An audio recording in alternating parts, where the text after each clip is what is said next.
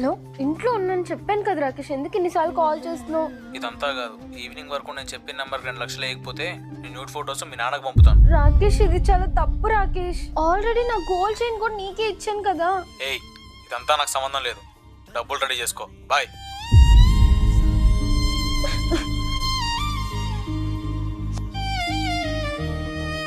ఇదంతా కాదు, ఈవినింగ్ వరకు నేను చెప్పిన నెంబర్ 2 లక్షలు వేయకపోతే నేను న్యూడ్ ఫొటోస్ మీ నాన్నకు పంపుతాను. ఏమైందమ్మా? ఏం లేదు డాడీ, కొంచెం హెడేక్ గా ఉంది. నిజంగానా?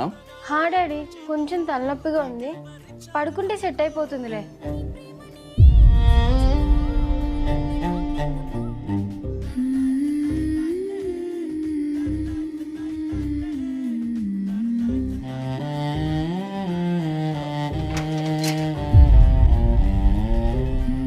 లోకే,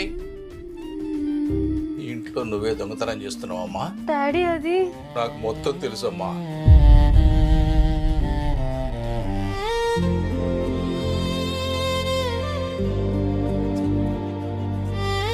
ఇబ్బంది పెట్టిన వాడిని పోలీస్ స్టేషన్కి పంపించాను.